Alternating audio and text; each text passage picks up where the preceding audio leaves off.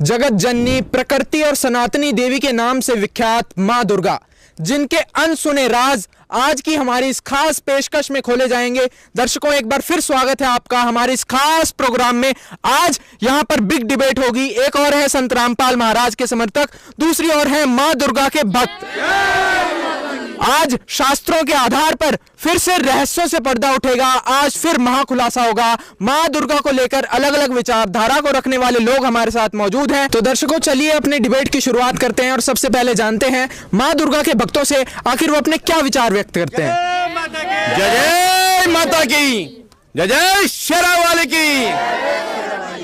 माता दुर्गा पूरी सृष्टि की जननी है। इन्होंने करोड़ों राक्षसों का वर्धन किया है और संहार किया है। सभी देवियां जो है माता के स्वरूप हैं, इनसे बढ़कर कोई भी नहीं है। जबकि ब्रह्मा विष्णु महेश भी इनके आगे नतमस्तक होते हैं। हम इनके जगराता करते हैं, नवरात्रा निकालते हैं। इनको क्या पता माता के बारे में। जी हाँ दर्शकों, इस बात में कोई दो राय नहीं है कि मां दुर्गा को जगत की जननी कहा जाता है। यहाँ तक कि ब्रह्मा विष्णु महेश भी मां दुर्गा की स्तुति करते हैं, उनकी भक्ति करते हैं। लेकिन दूसरी ओर संत रामपाल महाराज के समर्थकों पर यह प्रश्नवाचक चिन्ह इन लोगों ने जो है खड़ा कर दिया है कि ये मां दुर्गा के बारे में कुछ जानते नहीं है और ना ही ये उनकी भक्ति करते हैं। जी बताइए। देखिए, मैं इनसे कहना चाहूँगा, ये कह रहे हैं कि हम माता दुर्गा जी को नहीं मानते, ठीक है। ये अपने आप को माता जी का सर्वोपरि भक्त मानते हैं। तो ये हमें ये बता दीजिए कि माता दुर्गा जी की उत्पत्ति कैसे हुई। माता की उत्पत्ति कैसे हुई बताइए। तो दर्शकों, ये सवाल निकल कर आया है कि मां दुर्गा की उत्पत्ति आखिर कैसे हुई। नमस्कार जी भाई साहब, इनको कुछ नहीं पता माता जी के बारे में। ये तो विरोधी हैं माता जी के। माता जी जो है सनातनी देवी हैं, अजर और अमर हैं, उनका कभी जन्म ही नहीं हुआ। ये कुछ नहीं जानते हैं, इनको क्या आता है। ये तो कबीर बनती है, ये तो हमारा विरोध करते हैं। ये जानते क्या है, क्या जानते, कुछ नहीं जानते हैं, कुछ नहीं जानते हैं ये। तो दर्शकों, यहाँ पर बात जो है बिल्कुल गंभीरता में जा रही है। आप लोगों पर ये प्रश्नवाचक चिन्ह फिर से खड़ा कर दिया है कि आप माँ दुर्गा की भक्ति नहीं करते हैं। वो लोग जो है नवरात्रि के व्रत भी रखते हैं, माता की अलग अलग प्रकार से साधनाएं करते हैं, लेकिन संत रामपाल महाराज जो भक्ति बता रहे हैं वो बिल्कुल अलग है। सब पता होने ना होने से कुछ नहीं होता, बल्कि आज हम यहाँ पर इसीलिए इकट्ठा हुए हैं ताकि हम सत्य के आधार पर प्रमाणों को बता सकें, ना कि ये लोक वेद कथाओं के आधार पर बहस करें। हम माता जी का ना तो विरोध करते हैं, ना ही उनका अपमान करते, बल्कि हमारे गुरुजी तो उनका आदर करना बताते हैं। ये तो इनकी अपनी अवधारणाएं बनी हुई हैं कि हम माता जी का विरोध करते हैं। हम बस इनसे ये जानना चाहते हैं कि माता जी की उत्पत्ति कैसे हुई। देखिए, यहाँ पर इनका कहना है कि ना तो हम माता का विरोध करते हैं, ना ही हम जो है उनके खिलाफ कुछ बोलते हैं, लेकिन हम उनका सत्कार भी करते हैं। हम सिर्फ इतना जानना चाहते हैं कि आप लोगों के अनुसार माता की उत्पत्ति कैसे हुई। हाँ, मैं बताती हूँ माता की उत्पत्ति कैसे हुई है। एक महिषासुर नाम का राक्षस था, उसने सभी लोगों को परेशान किया हुआ था। यहाँ तक कि संसार वालों को सभी को परेशान किया था, देवताओं को भी परेशान किया था। देवता लोग ब्रह्मा जी के पास गए, ब्रह्मा जी से उन्होंने प्रार्थना करी। ब्रह्मा जी ने प्रार्थना से प्रसन्न होकर के कहा कि इस महिषासुर राक्षस की मृत्यु जो करेगा वो कुंवारी कन्या होगी। कुंवारी कन्या के होने के ये मतलब जब उन्होंने ये सुना ये बात, उसके बाद देवताओं की शक्ति से तेज उत्पन्न हुआ। उस तेज से क्या हुआ, उस तेज से मतलब ऐसा दुर्गा माता के पास शक्ति आई और वो दुर्गा माता नाम से विख्यात हुई। उस दुर्गा माता जो वो दुर्गा माता है, तो माता की पूजा करी नहीं है, क्या पता। हाँ, बिल्कुल नहीं करी है इन्होंने। दुर्गा माता के पास शक्ति उत्पन्न हुई। दुर्गा माता के पास जब शक्ति उत्पन्न हुई तो देवताओं ने जो उनको शक्ति दी थी, उससे दुर्गा माता में सबसे ज्यादा शक्ति हुई, जो कि देवताओं से भी ज्यादा हुई। उसके बाद उन्होंने महिषासुर का वध किया। महिषासुर का वध करने के पश्चात वे जो थी दुर्गा माता, वो शताक्षी रूप धारण किए हुए शाकंभरी रूप से विख्यात हुई। उसके बाद उन्होंने इतना ही नहीं, उसके बाद उन्होंने दुर्गमासुर का भी वध किया और उसके बाद जय माता की, और उसके बाद उन्होंने ये जो ब्रह्मांड है ना, इस ब्रह्मांड में और संसार में वो जगत जननी नाम से विख्यात हुई है। आपको क्या बताओ, आप बताओ, इसका उत्तर बताओ, मुझे भी बताओ। हाँ दर्शकों, यहाँ पर ये जो बात निकल कर आई है, कहीं ना कहीं पूरा समाज इस बात से परिचित है और कहीं ना कहीं पूरा समाज इस बात में हामी भरता है। आइए जानते हैं संत रामपाल महाराज के समर्थक क्या बताते हैं। सर जैसे इन्होंने बताया वो सत्य है भी और नहीं भी। इनके अनुसार देवी दुर्गा को ये जगत जननी बता रहे हैं। फिर इनके ही अनुसार जैसे ये बताते हैं कि देवी दुर्गा की उत्पत्ति देवताओं के बाद हुई है, तो देवी दुर्गा फिर जगत जननी कैसे हुई? असल में तो इनको देवी दुर्गा के अनसुलझे जो रहस्य उनका पता ही नहीं है। आज हम संत रामपाल जी महाराज की दया से उनके जो सुलझाया हुआ है शास्त्रों का गूढ़ रहस्य उनसे बताएं कि देवी दुर्गा की उत्पत्ति कैसे हुई है। पहला तो इन्होंने बताया को जो कुंवारी माता ने महिषासुर का वध किया था और उसके बाद दुर्गम को भी मारा था, और दुर्गम को मारने के बाद उनका नाम दुर्गा पड़ गया था। इनकी बात से हम सहमत हैं, लेकिन दुर्गा माता को कुंवारी नहीं है, इसका भी आज हम प्रमाण बताएंगे। श्रीमद् देवी भागवत महापुराण के 5वें स्कंद के 320 पृष्ठ पे जो महिषासुर का प्रकरण आता है, पहली बात तो उसमें एक बार भी ये नहीं लिखा हुआ है कि वो कुंवारी है, उसमें ये लिखा है कि वो स्त्री है। जब महिषासुर देवी दुर्गा से अपनी पत्नी बनाने के विषय में बात कर रहा था, तब दुर्गा ने कहा था कि जो तेरी माँ यानी कि तेरी जो जन्मदाता है वो भैंस है, वो घास फूस खाकर वो तगड़ी हो रही है, मैं वैसी नहीं हूँ।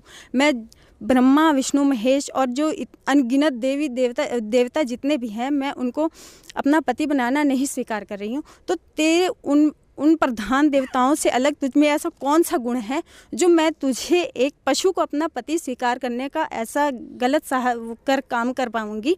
मैं एक किसी को वर्ण करने वाली स्त्री नहीं हूँ। तो यहाँ पर भी देवी दुर्गा ने खुद को स्त्री कहा है, ना कि कन्या कहा है। फिर वो आगे कहती है कि मेरे शक्तिशाली पतिदेव विराजमान हैं, और फिर उनको इतने तेजोमयी और शक्तिशाली अपने पति को छोड़कर इस पशु के साथ वो कैसे पशु को अपना कैसे पति स्वीकार कर सकती हैं? ऐसे सुयोग्यतम पति को छोड़कर मूर्ख महिषासुर, मैं तुझे पति कैसे स्वीकार कर सकती हूँ? तेरी मृत्यु तो निश्चित है।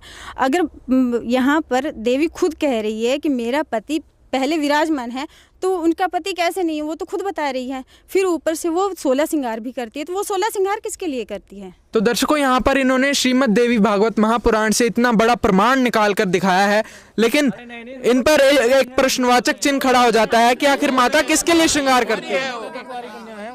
अरे नहीं, माता दुर्गा का तो कोई पति नहीं है, वो श्रृंगार किसके लिए करेगी? वो एक खुद कुमारी कन्या है। जी हाँ, बिल्कुल सही बात है, सभी ने जो है यही सुना है। लेकिन कहीं कहीं हमने फोटोज में देखा है कि माता दुर्गा के साथ शिव जी की फोटो दिखाई जाती है। इसका मतलब शिव जी उनके पति है, जैसे कि मेरे वॉलपेपर पे भी लगा हुआ है कि मतलब इनकी फोटो दिखाई दे रही है, इसका मतलब शिव जी इनके पति है माता दुर्गा के। जी हाँ, बिल्कुल अलग अलग विचारधाराएं हैं। हम एक आरती करते हैं दुर्गा जी की, उसमें आता है आगम निगम बखानी तुमसे पटरानी। इस पंक्ति से स्पष्ट होता है दुर्गा जी शिव जी की पत्नी है, उनकी पटरानी है। तो इस बात से भी जो है स्पष्ट होता है कि दुर्गा जी शिव जी की पत्नी है। दुर्गा चालीसा में ये आता है, पिल्ला काल सब नासक हारी तुम गौरी शंकर प्यारी। ये स्पष्ट किया है माता दुर्गा सारे संकटों का हरण करती है और वो शिव जी की पत्नी है। दर्शकों, दुर्गा के भक्तों का कहना है कि जो दुर्गा जी हैं वो शिव जी की पत्नी है। अब आप लोग बताइए, क्या बताएं? जी, एक तरफ ये कह रहे हैं कि माता दुर्गा को बारी करना है, और एक तरफ दूसरे प्रकरण ये बता रहे हैं कि माता दुर्गा शिव की पत्नी है।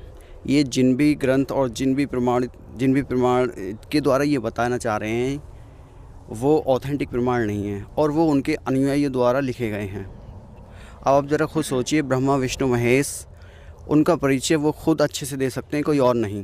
बिल्कुल। श्रीमद् देवी कहती हैं कि मैं ब्रह्मा विष्णु और महेश को अपना पति स्वीकार करना नहीं चाहती। इसका मतलब ये हो गया कि शिव उनके पुत्र हैं, जिसके बारे में इनको नॉलेज नहीं है, ये जानते नहीं इस बारे में। चलिए हम आपको एक ग्रंथ श्रीमद् देवी भागवत के द्वारा, जिसमें 3रे स्कंद में पेज नंबर 139 में लिखा है, जिसमें विष्णु जी अपनी माता दुर्गा की स्तुति करते हुए कह रहे हैं तुम सुस्वरूपा हो, ये सारा संसार तुम्हें से उद्भासित है। और उसके आगे कहते हैं कि मैं ब्रह्मा और शंकर हम तीनों तुम्ही से उद्भासित हैं, हमारा आविर्भाव और त्रिभाव यानी मृत्यु हुआ करती है। उसके बाद शिव जी कहते हैं कि विष्णु और ब्रह्मा जब आप ही से उद्भासित हैं, आप ही से उत्पन्न यानी पैदा हैं, तो फिर मैं तमोगुणी लीला करने वाला शंकर आपकी संतान क्यों नहीं हुआ? अर्थात हे शिवे, तुम इस संसार की सृष्टि करने में बड़ी चतुर हो। अर्थात इससे ये स्पष्ट हो जाता है कि शिव जी उनके पति नहीं बल्कि पुत्र हैं। दर्शकों देखिए, बहुत बड़ा राज यहाँ पर निकल कर आया है कि शिव जी दुर्गा जी के पुत्र हैं, उनके पति नहीं। तो यहाँ पर ये बहन जी भी कुछ कहना चाहती हैं, आइए इनसे जानते हैं। सर, ऐसे और भी प्रमाण हैं, जैसे देवी भागवत के 7वें स्कंद में सुकन्या देवी माता की स्तुति करते हुए कह रही हैं, हे माता, तुम ब्रह्मा विष्णु महेश की जननी हो। ऐसा ही प्रमाण देवी भागवत के 30वें स्कंद पेज नंबर 143 में भी देखने को मिलता है, जहाँ पे लिखा है, माता ने जब त्रिदेवों की उत्पत्ति की, उसके बाद उन्होंने ब्रह्मा विष्णु महेश को उनकी पत्नियां दी। तब देवी ने शंकर जी से कहा कि शंकर, जो मन को मुग्ध करने वाली महाकाली है, वह गौरी नाम से विख्यात होगी, तुम इसे पत्नी रूप में स्वीकार करो। इससे स्पष्ट होता है कि तीनों लोकों के देवता शंकर जी इनके पुत्र हैं, ना कि पति। इनके पति सदाशिव हैं, जबकि शिव और सदाशिव दोनों ही अलग अलग हैं। ऐसे आपको और भी अनेकों प्रमाण देखने को मिलेंगे। तो दर्शकों यहाँ पर ये बात निकल कर आई है कि दुर्गा जी के पति शिव जी नहीं, सदाशिव हैं। अरे मूर्खों, तुम्हें इतना भी पता नहीं कि शिव जी भगवान के ही दोनों नाम हैं। सदाशिव कहो या शिव कहो, उनके नाम है दोनों। ये तो सदाशिव कहो या शिव कहो, दोनों ढेरों प्रमाण दे रखे हैं जी हमारे रामपाल जी महाराज। आपके सारे सवालों का जवाब कि कौन सदाशिव है और कौन शिव है, बिल्कुल प्रमाण से बताएंगे, और आपके हृदय में ये चाका छोड़ देंगे कि भाई सदाशिव अलग है और शिव अलग है। संत रामपाल जी महाराज सारी बात प्रमाण से ही सच ग्रंथों से बताते हैं। देखिए दर्शकों, यहाँ पर मुद्दा बहुत गंभीर बनता जा रहा है। संत रामपाल महाराज के समर्थकों ने एक नहीं, यहाँ पर ढेरों प्रमाण अब तक पेश किए हैं। हमारे सदगुरु संत रामपाल जी महाराज जी बताते हैं कि शिव जी का जन्म तो माता के द्वारा हुआ, तो बाकी के अवतार तो बाद में हुए, किंतु जो सदाशिव हैं वो देवी दुर्गा माता जी के पति कहलाते हैं। इन सदाशिव का नाम हमारे सदग्रंथों में क्षरपुरुष, ज्योति निरंजन, काल ब्रह्म तथा भुवनेश्वर आदि नामों से इनको जाना जाता है। इसके बारे में हमारे सदगुरु रामपाल जी महाराज जी अन्य प्रमाण भी देते हैं, जैसा कि श्रीमद् देवी भागवत महापुराण के 3 स्कंद के पृष्ठ संख्या 140 में देवी जी स्वयं कहती हैं कि मैं और ब्रह्म एक ही हैं, मुझ में और ब्रह्म में किंचित मात्र भी भेद नहीं है। जो मैं हूँ वही वे हैं, और जो वे हैं वही मैं हूँ। इस प्रकार, लेकिन जो बुद्धिमान व्यक्ति होते हैं, जो ज्ञानी पुरुष होते हैं, वो हमारे सूक्ष्म भेद को जानते हैं, और ऐसे व्यक्ति का संसार रूपी सागर से पार होने में तनिक भी संदेह नहीं है। इसी श्रीमद् देवी भागवत महापुराण के 3 स्कंद के 129 पृष्ठ संख्या में लिखा गया है कि देवी जी के श्री देवी जी के जो पति हैं वो काल ब्रह्म हैं। इसी में आगे ये भी कहा गया है कि जो देवी दुर्गा हैं उनको भवानी नाम से, और जो काल पुरुष हैं उनको परम पुरुष नाम से संबोधित किया गया है, तथा यह भी कहा गया है कि यह दोनों हमेशा साथ रहते हैं तथा इन दोनों के बीच अभेद संबंध है, और तथा सभी प्राणियों की और सभी देवताओं की उत्पत्ति इनके द्वारा ही होती है। अभी संत रामपाल जी महाराज जी के दिए हुए प्रमाणों से ये स्पष्ट हुआ कि शिव और सदाशिव एक नहीं बल्कि अलग अलग हैं। भगवान शिव जो हैं वो देवी दुर्गा जी के पुत्र हैं, जबकि सदाशिव पति हैं। इसी प्रकार के अनेक प्रमाण संत रामपाल जी महाराज जी ने दिए हुए हैं। आगे ये और स्पष्ट होगा कि सदाशिव जो है वो देवी जी के पति हैं, क्यों जैसे संत रामपाल जी महाराज ने देवी भागवत पुराण के स्कंद नंबर 12 पेज नंबर 947 से स्पष्ट किया है कि राजन चिंतामणि ग्रह जो है देवी भगवती का प्रधान स्थान है। मूल प्रकृति भगवती देवी के 10 जो शक्तित्व हैं वो सोपान रूप में वहाँ पर उपस्थित हैं, और उनसे युक्त जो उनका मंच है वो महान शोभा पाता है। और ब्रह्मा जी, विष्णु जी, रुद्र और सदाशिव जो चारों भगवान हैं वो उनके पाए कहे गए हैं, और सदाशिव जो है उस मंच के पटरे कहे गए हैं। और उस मंच पर जो है परम आदरणीय महान देवता भुवनेश्वर काल रूप में विराजमान है। तो सृष्टि की आदि में देवी जी ने सृष्टि की जो आदि है उसमें देवी जी ने अपनी लीला दिखाने के लिए खुद वो 2 रूप में विराजमान हुई, जहाँ पर उनके दाहिने भाग से तो भुवनेश्वर प्रकट हुए और वाम भाग से जो है भुवनेश्वरी प्रकट हुई। और इसके अलावा एक अन्य प्रमाण जो है ब्रह्म पुराण के पृष्ठ संख्या 427 पर है, उसमें यह कहा गया है, माता दुर्गा जिन्हें प्रकृति, अष्टांगी, भवानी और शेरावाली कहा गया है, तो उनके बारे में ये बताया गया है कि उनमें और शर पुरुष में कोई भेद नहीं है। उनका संबंध ऐसा है जैसे पति पत्नी का स्थिर संबंध जान पड़ता है। जिस प्रकार से पुरुष के बिना स्त्री या स्त्री के बिना पुरुष जो है संतान उत्पत्ति करने में सक्षम नहीं है, उसी प्रकार प्रकृति और शर पुरुष दोनों संयुक्त होकर के ही सृष्टि की रचना करते हैं। तो इससे यहाँ पर संत रामपाल जी महाराज ने ब्रह्म पुराण से भी ये स्पष्ट किया है कि जो है देवी जी जो है कुंवारी नहीं है, वो जो उनका पति है और उनका पति जो है वो काल ब्रह्म है, और ये दोनों मिलकर के फिर आगे सृष्टि की उत्पत्ति करते हैं। तो इसके अलावा एक अन्य प्रमाण जो ये हमें स्पष्ट करता है कि ब्रह्मा विष्णु और महेश जो है वो उनमें से शिव जी जो है देवी के पति ना होकर के पुत्र हैं। वो संत रामपाल जी महाराज ने श्री शिव महापुराण उसमें रुद्र संहिता के पेज नंबर 110 से पेज नंबर 100 से 110 तक, और उसके अलावा विद्वेश्वर संहिता पेज नंबर 24 से 30 तक में से प्रमाण दिया है कि तीनों देवता जो यहाँ के प्रधान हैं, श्री ब्रह्मा जी, श्री विष्णु जी और श्री शिव जी, वो जो है वो उनके पिता काल ब्रह्म हैं, जिन्हें सदाशिव भी कहा जाता है। ये तीनों देवता उनके संतान हैं और वही सदाशिव जो है देवी दुर्गा जी के पति हैं। तो यहाँ पर संत रामपाल जी महाराज ने इन तीनों ग्रंथों से ये प्रमाणित किया कि काल ब्रह्म अर्थात सदाशिव तो देवी जी के पति हैं, और जो तीनों देवता यहाँ के जो प्रधान हैं भगवान ब्रह्मा विष्णु और शिव जो हैं वो इनके पुत्र हैं। तो ये जो है अब मुझे लगता है कि जो हमारी देवी माँ के भगत जन है, इनका ये कॉन्सेप्ट क्लियर हो गया होगा कि ये भगवान सदाशिव ही देवी जी के पति हैं, जबकि शिव पुत्र हैं। इन दोनों का अस्तित्व अलग अलग है, शिव और सदाशिव एक बिल्कुल भी नहीं है। तो दर्शकों, यहाँ पर माँ दुर्गा के अनसुने राज खुलते जा रहे हैं। जैसे हमारी बिग डिबेट शुरू हुई थी और संत रामपाल महाराज के समर्थक बहुत सहनशीलता से प्रमाणों के साथ जो है डिबेट को आगे बढ़ा रहे हैं। आइए इनसे और जानते हैं। जी बताइए। देखिए सर, थोड़ा सा इनसे करबत प्रार्थना है कि शांति बनाए रखें। संत रामपाल जी महाराज जी ने इतने ढेरों प्रमाण दिए हैं, जैसे एक श्रीमद् भगवद गीता अध्याय 14 श्लोक 3 में उसमें स्पष्ट प्रमाण है। उसमें लिखा है कि मम योनिर महत ब्रह्म तस्मिन् गर्भम ददाम्य अहम संभवै सर्वभूता नाम ततो भवती भारत है कि हे अर्जुन, मेरी महत ब्रह्म रूप मूल प्रकृति गर्भाधान का स्थान है और मैं उस गर्भ में बीज स्थापन करता हूँ। फिर इसी अध्याय 14 के श्लोक 4 में कहा है कि जितनी भी नाना प्रकार की मूर्तियाँ हैं अर्थात शरीरधारी प्राणी हैं, दुर्गा तो उनकी माता है और मैं बीज स्थापन करने वाला पिता हूँ।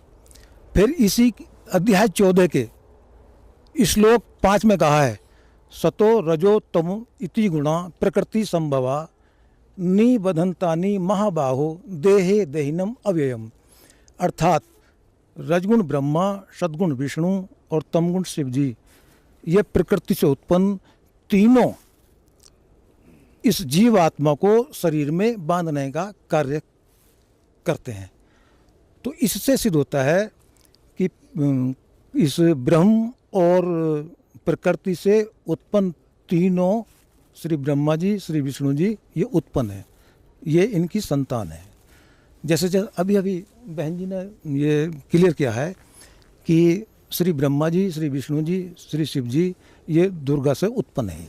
ये देवी पुराण से भी अभी जो है स्पष्ट किया है। तो दर्शकों, आपने देखा संत रामपाल महाराज के समर्थक लगातार ढेरों प्रमाण यहाँ पर दिए जा रहे हैं और हमारी जैसे बिग डिबेट शुरू हुई थी, वाकई में माँ दुर्गा के अनसुने राज इस डिबेट में खुलते जा रहे हैं। संत रामपाल महाराज के समर्थक यहाँ पर बार बार जो है अपने प्रमाणों के साथ अपने उत्तर दे रहे हैं। आइए इनसे और जानते हैं। एक प्रमाण मैं और देना चाहता हूँ, जैसा कि संत रामपाल जी महाराज ने सत्संग में बताया है। विष्णु पुराण के अध्याय 22 के श्लोक नंबर 51 में बताया गया है कि ब्रह्मा विष्णु शिव जो है ना, ब्रह्म की तीनों शक्तियाँ हैं। अर्थात इन सभी चीज़ों से जो जितना भी प्रमाण अभी मिले हैं आपको, स्पष्ट होता है कि शिव और सदाशिव दोनों ही अलग अलग हैं और ब्रह्मा और काल ब्रह्म जो माता दुर्गा का पति है और ब्रह्मा विष्णु महेश इनकी संतान। तो दर्शकों, एक सवाल पर एक प्रमाण नहीं, ढेरों प्रमाण संत रामपाल महाराज के समर्थक लगातार देते जा रहे हैं। अब आइए इनसे जानते हैं। अरे मूर्खो, आपके कथनानुसार तो दुर्गा माता सर्वोपरि है, क्योंकि आप ही बता रहे हैं कि ब्रह्मा विष्णु महेश उन्हीं से तो पैदा हुई हैं, तो वही तो पूरी सृष्टि के सृजनहार हैं। देखिए कहीं ना कहीं इनकी बात में भी तर्क है कि अगर ब्रह्मा विष्णु महेश को उत्पन्न करने वाली माता दुर्गा है तो फिर वही सर्वोपरि हुई। जैसा कि हमने इनसे पूछा था कि देवी दुर्गा की उत्पत्ति कैसे हुई, और इन्होंने हमें बताया कि दुर्गा जी की उत्पत्ति देवताओं के बाद हुई, परंतु संत रामपाल जी महाराज हमें बताते हैं कि सर्व सृष्टि की रचना कबीर परमेश्वर जी ने की है, जिसका प्रमाण हमें अथर्ववेद कांड नंबर 4 अनुवाक नंबर 1 मंत्र नंबर 5 में मिलता है कि कबीर परमेश्वर जी ने सर्वप्रथम चारों लोकों में से सबसे प्रथम यानी कि सतलोक में दुर्गा अष्टांगी यानी कि देवी दुर्गा की उत्पत्ति की थी, और उसके बाद हम सभी जीव भी उन्हीं के अंग हैं, और उसके बाद ज्योति निरंजन जी के बीच एवं देवी दुर्गा जी के गर्भ धारण के बाद हम सभी जीवों ने एवं ब्रह्मा विष्णु महेश ने की उत्पत्ति हुई, और जो कि स्वर्ग लोक और पृथ्वी लोक में इस टाइम पे निवास कर रहे हैं। मैं भी कुछ बताना चाहती हूँ। कबीर सागर के बोध सागर के शशम वेद बोध के प्रश्न नंबर 94 के अर्थ बीज खेत अथवा आदि शक्ति की उत्पत्ति का भी वर्णन किया गया है। हमारे गुरुजी संत रामपाल जी महाराज बताते हैं कि अमर ग्रंथ साहिब आदि रामायणी अंग के 698 पृष्ठ से स्टार्ट है कि सृष्टि की रचना और माता दुर्गा की उत्पत्ति कैसे हुई। और हमारे गुरुजी संत रामपाल जी महाराज ये भी बताते हैं कि अनुभव प्रकाश आध्यात्मिक पुस्तक पृष्ठ 92 वाणी 39 में बताया है कि पूर्ण परमेश्वर ने फुरी यानी फोड़ना माया अर्थात माता दुर्गा को प्रकट किया, और माता दुर्गा ने ब्रह्मा विष्णु महेश की उत्पत्ति की। संपूर्ण सृष्टि रचना जानने के लिए आप संत रामपाल जी महाराज संपूर्ण सृष्टि रचना वीडियो भी देख सकते हैं। तो दर्शकों यहाँ पर संत रामपाल महाराज के समर्थकों ने माता दुर्गा की उत्पत्ति के विषय में एक और जो है यहाँ पर प्रमाण बताया है। सनाम क्या बक रही है ये, इसको माता दुर्गा के बारे में कुछ आता है का ज्ञान नहीं है। माता दुर्गा का इतना विरोध कर रही है ये लड़की, ये मूर्ख वाली बातें कर रही है, माता की उत्पत्ति बता रही है, ये बातें कर रही है। हम माता की श्रद्धा से अर्चना करते हैं, उनको माता जी को उनको बलि भेंट चढ़ाते हैं ताकि माता हम पे दया रखे। आसाम में एक शक्तिपीठ मंदिर है, हमारी कुलदेवी कामाख्या देवी है जिसकी ख्याति पूरे विश्व भर में है, वहाँ करोड़ों भक्तों को लाभ प्राप्त होते हैं। हम माता को बलि चढ़ाते हैं, माता को प्रसन्न करने के लिए माता को अपनी झोटी की बलि चढ़ाते हैं। जानवर पालते हैं, हम अपने घर में काफी जानवर होते हैं जो हर साल माता को इनका आक्रोश आपको देखने को मिलेगा। इनका कहना है कि हमारी कुलदेवी कामाख्या देवी है, उनको हम बलि चढ़ाते हैं। तो आप लोग बताइए क्या कहना चाहेंगे। सबसे पहले तो इन्होंने जो बलि के बारे में प्रश्न पूछा है मैं उसका उत्तर देना चाहूँगी। पहली बात तो आपको यही नहीं पता कि बलि पूजा का वास्तविक अर्थ एवं उसका महत्व क्या है। हमारे शास्त्रों में एवं वेदों में मांस खाना एवं जीव वध को महापाप बताया गया है, और हमें भी पहले इसके बारे में पता नहीं था, परंतु संत रामपाल जी महाराज जी ने अनेक शास्त्रों द्वारा ये प्रमाणित किया है कि ना तो हमें जीव हत्या करनी चाहिए और ना ही हमें मांस का भक्षण करना चाहिए। परंतु आप लोगों ने बलि पूजा को आज के टाइम पे जीव हत्या के साथ जोड़ दिया है। इसके अनेक प्रमाण हमारे पास हैं, जैसे कि श्रीमद् देवी भागवत के 8वें स्कंद के प्रश्न नंबर 626 में कहा गया है कि मांस खाना निषेध है। इसमें हमें बताया गया है कि जो उग्र स्वभाव के जो मनुष्य होते हैं, जो कि मूर्ख एवं निर्दयी होते हैं एवं पशु पक्षियों एवं अन्य जीव जंतुओं को मारकर पकाते हैं, उनको यमराज के दूत कुंभीपाक नामक नरक में डालकर पकाते हैं, जहाँ पे हमेशा तेल खौलते रहता है। जिन भी पशुओं को वो मारते हैं उनके शरीर में जितने भी रोए होते हैं उतने 1000 वर्षों तक उन्हें कुंभीपाक नामक नरक में डालकर पकाया जाता है। इसके अलावा एक और उदाहरण हमारे पास है जो कि महाभारत से मिलता है। महाभारत के 6ठे खंड के अनुशासन पर्व के 140वें अध्याय में हमें बताया गया है कि मांस भक्षण एवं जीव हत्या महापाप है और इसकी घोर निंदा की हुई है। जब युधिष्ठिर जी भीष्म पितामह से पूछते हैं कि जो भी ब्रह्मवादी पुरुष होते हैं वो किन दुखों से छुटकारा पा सकते हैं, तो भीष्म पितामह कहते हैं कि ब्रह्मवादी पुरुष यानी कि जो मन से वाणी से एवं हिंसा नहीं करते हैं एवं मांस नहीं खाते हैं, वो अहिंसा धर्म का पालन करते हैं। और अगर इनमें से एक भी अंश की कमी रह जाती है तो अहिंसा धर्म का पूर्णतः पालन नहीं हो पाता है और मनुष्य को किसी भी प्रकार की मुक्ति प्राप्त नहीं हो पाती है। इसी वजह से जो तपस्वी लोग थे वो कभी भी मांस भक्षण नहीं करते थे। इसके बारे में विस्तार से हमें महाभारत में बताया गया है कि ना ही हमें मांस खाना चाहिए और ना ही हमें जीवों की हत्या करनी चाहिए। और ये भी बताया गया है कि पशु को हत्या के लिए लाने वाला, उसको मारने का आदेश देने वाला, उसको बेचने वाला, खरीदने वाला एवं पकाकर खाने वाला, वो सभी समान रूप से दोषी होते हैं। यानी कि जो भी कार्य करते हैं किसी भी जीव की हत्या करने में एवं खाने वाला, वो सभी के सभी समान पाप के भागी होते हैं। इसके अलावा अनेक शास्त्रों में हमारे पास अनेक प्रकार के प्रमाण हैं कि हमें ना ही जीव हत्या करनी चाहिए और ना ही मांस भक्षण करना चाहिए। इसके बाद इन्होंने कुल देवियों की बात की। इन्होंने बताया कि हमारी कुल देवी माता दुर्गा हैं और इन्होंने ये भी कहा कि हमारी माता कामाख्या हैं। तो मैं इनसे एक प्रश्न पूछना चाहूँगी कि क्या इनकी जो ये जानते हैं कि माता कामाख्या एवं अन्य शक्तिपीठ मंदिरों का राज क्या है? क्या आपकी माता कामाख्या ने आपसे कभी कहा है कि मेरे सामने बलि चढ़ाओ? तो दर्शकों यहाँ पर आप देखेंगे कि संत रामपाल महाराज के समर्थकों ने एक बात पर एक प्रमाण नहीं सैकड़ों प्रमाण जो है हमारी इस बिग डिबेट में पेश किए हैं। अब आइए जानते हैं इनके पास एक प्रश्न खड़ा हुआ है। दुर्गा माता के बारे में ऐसा नहीं कहा जाता है, वो जगत जननी है, वो सबकी माता है, सबका धरण पालन पोषण करती है। अगर हम तुम्हें एक भजन सुना देंगे ना माता का, तुम भी ऐसे पिघलोगे कि तुम्हारा मोम की तरह पिघलोगे। एक भजन सुना देती हूँ मैं तुम्हें दुर्गा माता के बारे में। देखो वो हमारी माता है, देखो जय माता की। पवन उड़ा कर ले गयो रे मेरी माता की चुनरी, पवन उड़ा कर ले गयो रे मेरी माता की चुनरी। उड़े उड़े चुनरी कैलाश पहुँची, उड़े उड़े चुनरी कैलाश पहुँची, गौरा के मन को भा गई रे मेरी माता चुनरी।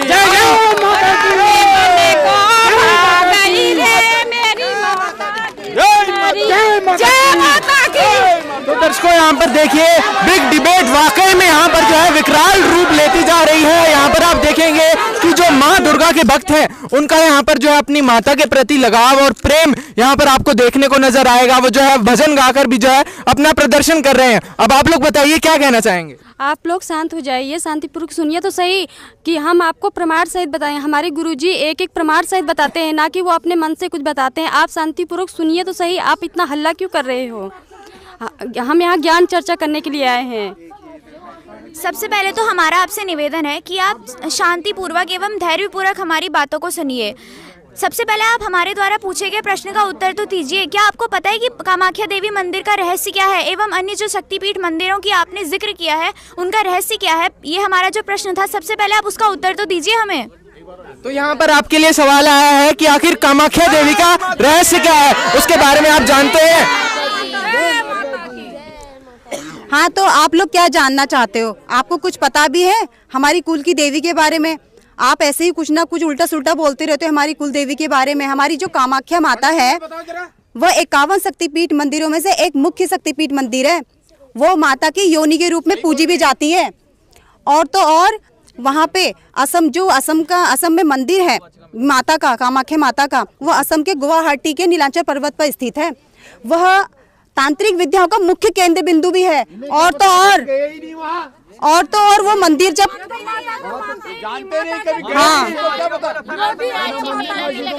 उस मंदिर के जब कपाट खुलते हैं ना तो उससे पहले बलि दी जाती है। अब आप बताओ, आप लोग बोल रहे हो बलि देना गलत है, पाप है, ऐसा तो है ही नहीं। इसको यहाँ पर फिर से एक गंभीर विषय पर सवाल निकल कर आया है जी। आपकी यह बात तो सत्य है कि 51 शक्तिपीठ मंदिरों को लोगों ने अपना केंद्र बना लिया है, परंतु सच्चाई तो कुछ और ही है जिसको मैं आप बताना चाहती हूँ। आप उसको धैर्य के साथ सुनिए। जैसा कि आप सब लोग जानते हैं कि सती माता जब अग्निकुंड में सती हुई थी तब उनकी मृत्यु के वियोग में भगवान शिव जी उनके शरीर को लेकर जगह जगह भटक रहे थे। तब भगवान विष्णु और भगवान ब्रह्मा जी उनके शरीर में आकर उनके शरीर को खंड खंड कर दिया था और उनके जो शरीर के अंग थे वो अलग अलग स्थानों में गिरे थे, जिसमें से एक कामाख्या देवी का मंदिर भी है और वहाँ पर उनका योनि मंडल गिरा था। इसके साथ साथ कलिका पुराण में भी इसके प्रमाण हैं, जिसमें मार्कंडेय ऋषि ने कामाख्या देवी के बारे में बताया है कि जब माता के दर्शन करने के लिए प्रयाग ज्योतिषपुर में आते हैं तब नरकासुर उनको मंदिर में प्रवेश नहीं करने देता है, ना ही माता के दर्शन करने देता है। तब मुनि जी उस पर बहुत ज़्यादा क्रोधित होते हैं और कहते हैं कि हे धरा के पुत्र, तू कैसा है, तू ब्राह्मणों को मंदिर में स्वागत करने भी नहीं देता है। क्या तेरे कुल में यही उचित कर्म हो रहे हैं जिसको तू कर रहा है? इसके बाद मार्कंडेय जी ने बताया है कि मुनि जी ने नरकासुर को श्राप दिया और कहा कि हे वराह के कुल को कलंकित करने वाले, जिससे तू पैदा हुआ है उसी से तेरा मरण होगा और तेरे मृत हो जाने के बाद ही मैं कामाख्या देवी की पूजा करूँगा और मैं अपने निवास स्थान पर चला जाऊँगा, तू यहीं रहेगा। ऐसा कहते ही कामाख्या देवी और उनके सारे परिकर अंतर्ध्यान हो गए। मुनि जी अपने निवास स्थान को लौट गए। उनके जाते ही जैसे ही शीघ्र नरकासुर माँ कामाख्या देवी के प्रांगण में जाता है और देखता है कि ना तो कामाख्या देवी है, ना उनका योनि मंडल है, ना ही उनके सभी परिकर हैं। वहाँ से वह सब अंतर्ध्यान हो गए थे और इसके साथ ही प्राग ज्योतिषपुरी का जो पुर था वो विघ्न में उत्पन्न हो गया था। आज आप कामाख्या देवी को पूजते हैं, लेकिन वहाँ माता विद्यमान नहीं है, ना ही अन्य शक्ति पीठों में। आज आप अलग अलग पाखंड करते हैं, बलि पूजा करते हैं। सही बात कही गई है कि एक पीढ़ी का पाखंड दूसरी पीढ़ी के लिए परंपरा बन जाता है। दोस्तों यहाँ पर एक बार फिर कलिका पुराण से संत रामपाल महाराज के जो समर्थक हैं वो प्रमाण दे रहे हैं। जैसे कि हमारी डिबेट का टाइटल है माँ दुर्गा के अनसुने राज। इस बिग डिबेट में आज हम सारे अनसुने राज बिल्कुल यहाँ पर रहस्य से पर्दा उठाकर ही रहेंगे। जी हाँ, अरे आप लोग ये क्या कह रहे हो कि वहाँ माता नहीं है? वशिष्ठ ऋषि जी ने जब उन्हें श्राप दिया था और उन्हें वहाँ वापस बुलाया गया था और उन्होंने अपना श्राप भी वापस ले लिया था, और वहाँ अम्बुवाची मेला आज भी लगता है और वहाँ माता के कपाटों को 3 दिन के लिए बंद कर दिया जाता है क्योंकि वहाँ माता को मासिक धर्म होता है और वहाँ जो मंदिर में कपड़ा रखा जाता है वह भी लाल हो जाता है। तो ये क्या माता का चमत्कार नहीं है? माता बहुत चमत्कार करती है। तो दर्शकों यहाँ पर विषय जो है बिल्कुल गंभीर बनता जा रहा है। दोनों ही पक्षों के बिल्कुल अलग अलग मत हैं। जी, आपकी इस बात को अभी क्लियर कर देते हैं। हमारे गुरुजी संत रामपाल जी महाराज जी बताते हैं कि जो वशिष्ठ ऋषि जी थे ना, वो अपने श्राप को वापस नहीं ले पाए थे। उन्होंने खुद कहा था कि मैं अपने दिए हुए श्राप को वापस नहीं ले सकता। वशिष्ठ ऋषि जी तो एक मुनि थे, ऋषि थे, जबकि आप सब जानते हैं कि ब्रह्मा विष्णु महेश जी तीनों लोगों के भगवान, वो तो सारे ऋषियों से सर्वश्रेष्ठ हैं, शक्तिशाली हैं। जब वो अपने दिए हुए श्राप को वापस नहीं ले पाए तो ऋषि जी अपने श्राप को कैसे वापस ले सकते हैं? हमारे गुरुजी संत रामपाल जी महाराज एक उदाहरण से भी बताते हैं। जब गौतम ऋषि जी ने अहिल्या को श्राप दिया था कि तू पत्थर की मूर्त बन जाएगी, तो उनके आग्रह करने पर उन्होंने उसका समाधान भी बताया था कि जब त्रेता युग में श्री राम जी आएंगे तो जो पत्थर की मूर्त अहिल्या बनी है उसके सिर पर पैर रखेंगे, उस पत्थर पर पैर रखेंगे तो अहिल्या का उद्धार हो जाएगा। वो भी उसका समाधान ही बता पाए थे। इसी प्रकार वशिष्ठ जी जो हैं उन्होंने भी समाधान ही बताया था। उन्होंने कहा था कि आप अगर माता को वापस लेके आना चाहते हो तो आप उनकी मूर्ति पूजा करना शुरू कर दो, आप वामीचारी पद्धति को अपनाओ। आज जिस वामीचारी पद्धति को आप बलि पूजा से जोड़कर देखते हैं वो बलि पूजा नहीं है। उन्होंने वामीचारी पद्धति का मतलब ये नहीं बताया था कि आप बलि पूजा करो। बलि पूजा का किसी भी वेदों में या ग्रंथों में कोई भी प्रमाण नहीं है। वामीचारी पद्धति का अर्थ यह था कि आप जो आपके अंदर विकार हैं, जो आप पाप करते हैं, आप उनका त्याग कीजिए। हम जैसे कि एक उदाहरण ये है कि जैसे हमारे देश का संविधान होता है, अगर आप उसका पालन नहीं करेंगे तो आपको दोष लगेगा। ऐसे ही जो वेद हैं वो हमारे धर्म का संविधान है, अगर आप उनका पालन नहीं करेंगे तो हमें दोष लगेगा। आप बताइए कि वहाँ पे माता कैसे विद्यमान हो सकती है? तो यहाँ पर विषय जो है बिल्कुल गंभीर बनता जा रहा है। आखिर शास्त्रों में क्या लिखा है उसी से हम निर्णय कर पाएंगे। हमारे पास सभी शास्त्र विद्यमान है। हमारी डिबेट जो है माँ दुर्गा के अनसुने राज, आज वो सारे राज खुलकर रहेंगे। परंतु माता तो चमत्कार भी करती है और रक्षा भी करती है। जय माता दी। बिल्कुल, इस बात में भी बिल्कुल दोहराए नहीं है कि माता चमत्कार भी करती है और अपने भक्तों की रक्षा भी करती है। रक्षा के बारे में मैं आपको यह बताना चाहती हूँ। हमारे गुरुजी संत रामपाल जी महाराज जी बताते हैं कि गणेश पुराण में एक प्रकरण आता है। शंकर जी के सामने ही पार्वती जी को एक सिंदरासुर नामक का राक्षस उठाकर ले गया था। उस समय ना माता पार्वती अपनी रक्षा कर पाई। बताइए कि वो जब अपनी रक्षा नहीं कर पाई तो आप कैसे कह सकते हैं कि वो आपकी रक्षा करती हैं? तो यहाँ पर विषय जो है बिल्कुल गंभीर बनता जा रहा है। अब आप लोग बताइए क्या विचार है? मैं और मेरी पूरी फैमिली तीर्थ धामों पर घूमने जाते हैं। माना जाता है कि वहाँ जाने से भक्ति पूरी होती है। और आप कामाख्या देवी के बारे में ऐसे कह रहे हैं, तो बाकी तीर्थ धामों में क्या है? जी हाँ, बिल्कुल बहुत बड़ा प्रश्न निकल कर आया है। इस बच्ची ने जो यहाँ पर सवाल पूछा है कि हम सभी तीर्थ स्थानों पर जाते हैं, वैष्णो देवी के मंदिर पर जाते हैं और भी कितने सारे स्थान हैं, तीर्थों पर जाते हैं, तो उसमें आखिर क्या ही गलत है? मैं देना चाहूँगी। अभी इस बच्ची ने बताया कि हमारा परिवार जो है प्रतिवर्ष तीर्थ स्थानों पर घूमने जाता है, तो जिस प्रकार से ये लोग बता रहे हैं उसी प्रकार हम भी पहले तीर्थ स्थानों पर घूमने जाया करते थे। तो अब हमें संत रामपाल जी महाराज द्वारा दिए गए प्रमाणों से ये पता चला कि जो सभी तीर्थ धाम है वो आज अपने स्थान पर नहीं है और ना ही वहाँ पर अब किसी शक्ति का वास है। इसके विषय में संत रामपाल जी महाराज ने श्रीमद् देवी भागवत महापुराण के 9वें स्कंद पृष्ठ संख्या 669 से ये प्रमाण दिया है कि कली अर्थात कलयुग के 5000 वर्ष बीत जाने तक तीनों देवियां अपने सरित रूप को त्याग कर, अब जब ये देवियां वैकुंठ को चली जाएंगी तो इनके साथ ही भगवान श्री हरि की आज्ञा से सारे तीर्थ वैकुंठ चले जाएंगे। तो इस प्रकार से इस धरती पर कोई तीर्थ नहीं बचेगा। इसलिए आज तीर्थ धामों की जो शक्ति है वो नहीं है, क्योंकि तीर्थ जो है अपने धाम जा चुके हैं। तो इस प्रमाण से सदगुरु संत रामपाल जी महाराज जी ने यह सिद्ध किया कि आज जो है तीर्थ धामों पर जाने का कोई आध्यात्मिक लाभ नहीं है। जो लोग तीर्थ धामों पर जा रहे हैं उन्हें कोई लाभ नहीं मिलेगा। सर, संत रामपाल जी महाराज जी ने अभी जो देवी भागवत महापुराण से स्पष्ट किया कि तीनों देवियां और उनके साथ सारे तीर्थ जो है वैकुंठ जा चुके हैं, तो अब उन तीर्थ स्थानों पर जाने से किसी को कोई आध्यात्मिक लाभ प्राप्त नहीं होगा। इसलिए जो है तीर्थ स्थानों पर जाने को संत रामपाल जी महाराज मना कर रहे हैं। देखिए, संत रामपाल महाराज के समर्थक जो है लगातार प्रमाण दे देकर बता रहे हैं। इन्होंने पूरी जो है टूरिज्म समाज पर पूरा प्रश्नवाचक चिन्ह खड़ा कर दिया है और माता की भक्ति पर भी इतना बड़ा प्रश्नवाचक चिन्ह खड़ा हो चुका है। इनका कहना है कि जो सभी तीर्थ धाम है वो वैकुंठ को जा चुके हैं। अब आप बताइए पंडित जी, जब इनका ये कहना है कि जब सारे तीर्थ धाम जो है वैकुंठ को ही जा चुके हैं तो फिर मतलब क्या ही रहेगा? ऐसा नहीं है, ऐसा नहीं है। हम थोड़ी कह देंगे। तो आप कहना क्या चाहते हैं कि हिंदू धर्म में तीर्थों का कोई महत्व नहीं है? अरे तीर्थों पर जाने से तो पाप कटते हैं जी।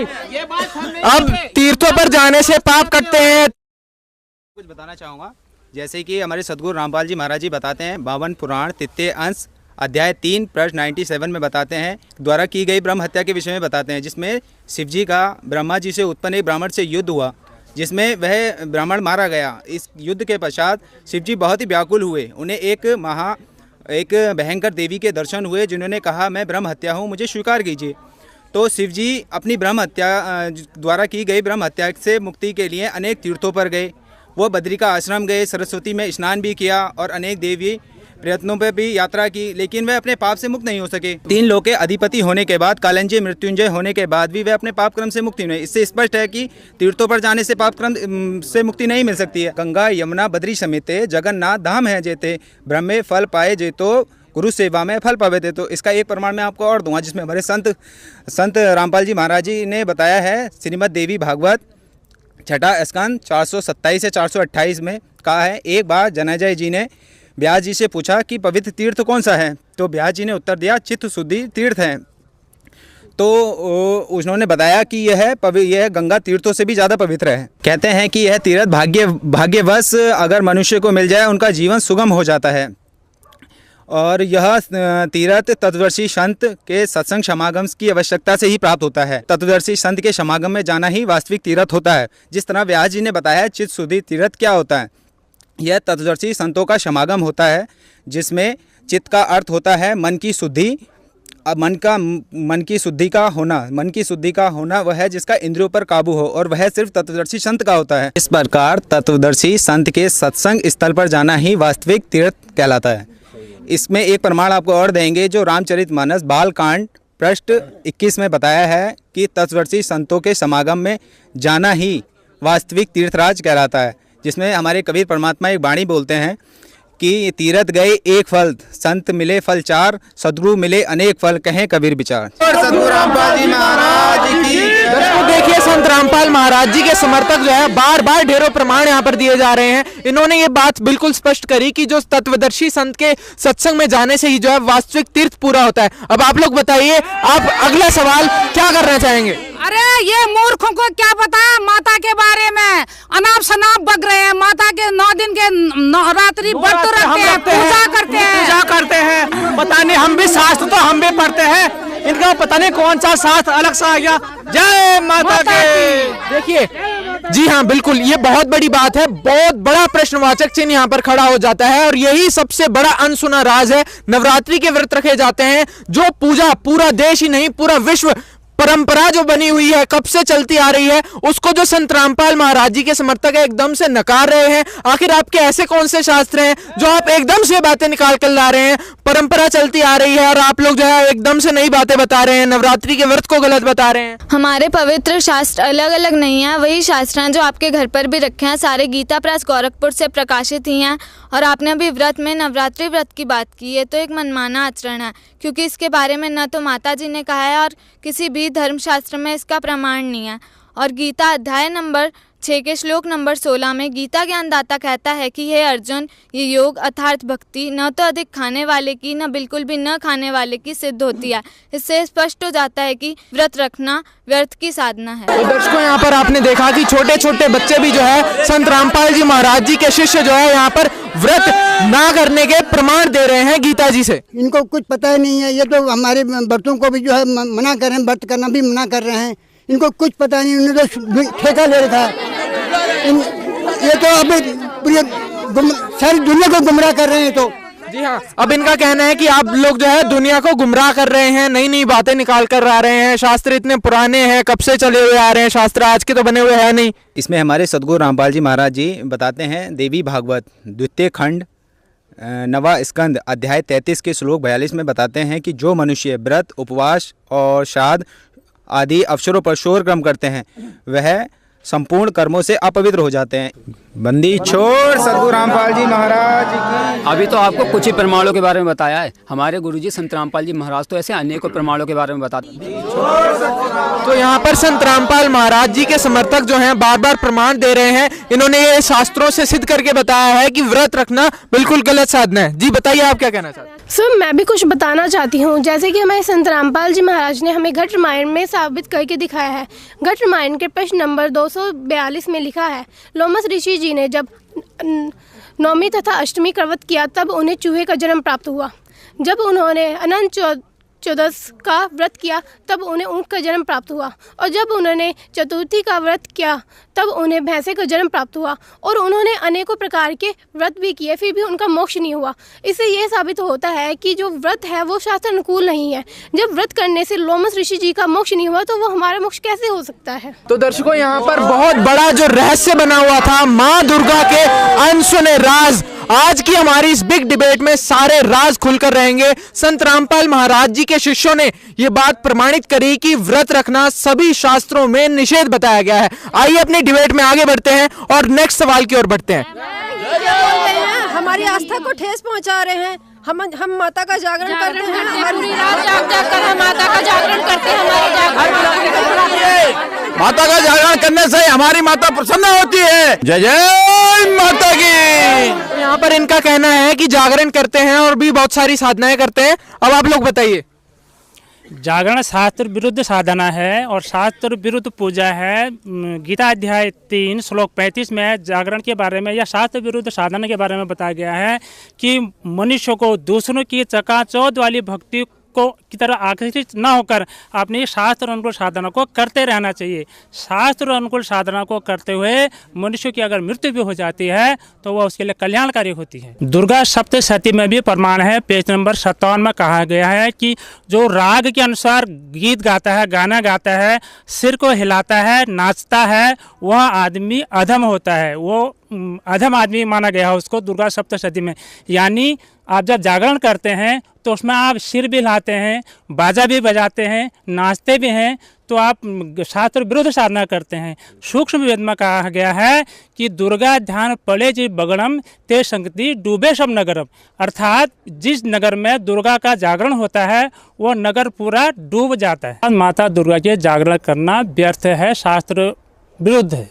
तो यहाँ पर संत रामपाल महाराज जी के समर्थक बार बार ढेरों प्रमाण दिए जा रहे हैं। एक बात पर एक प्रमाण नहीं, सैकड़ों प्रमाण संत रामपाल जी के शिष्य दे रहे हैं। जी आप बताइए। सूक्ष्म वेद में भी बताया गया है, नाचे गाए किन्हें न मिलिया, जिन मिलिया तिन रोए, नाचे गाए हरि मिले तो कौन दुहागन होए। नाचने गाने से भगवान की प्राप्ति नहीं हो सकती है। देखिए, संत रामपाल जी महाराज जी के शिष्यों ने ये बात को शास्त्रों से प्रमाणित किया कि जागरण करना बिल्कुल ही व्यर्थ की साधना है। दर्शकों, माँ दुर्गा के अनसुने राज आज इस डिबेट में खोले जाएंगे। तो चलिए अपनी डिबेट में आगे बढ़ते हैं। माता की की ये बोलते हैं कि जागरण मना करते हैं और वो फिर ये कहते हैं कि मूर्ति भी मत पूजो। अगर हम मूर्ति स्थापना नहीं करेंगे तो दुर्गा माता की पूजा कैसे करेंगे? जब तक हम मूर्ति स्थापना करते हैं। बिल्कुल बिल्कुल। यहाँ पर देखिए, अब आप लोगों ने जागरण करने को भी मना कर दिया, इनके व्रत रखने को भी मना कर दिया, अब मूर्ति पूजा कर रहे हैं, आप उसको भी मना कर रहे हो। मतलब देखिए, इसका कहीं भी प्रमाण नहीं दिया गया है। हमारे शास्त्रों में भी मूर्ति पूजा का पूर्ण रूप से खंडन किया गया है। अब यहाँ पर इनका कहना है कि शास्त्रों में जो है खंडन किया गया है।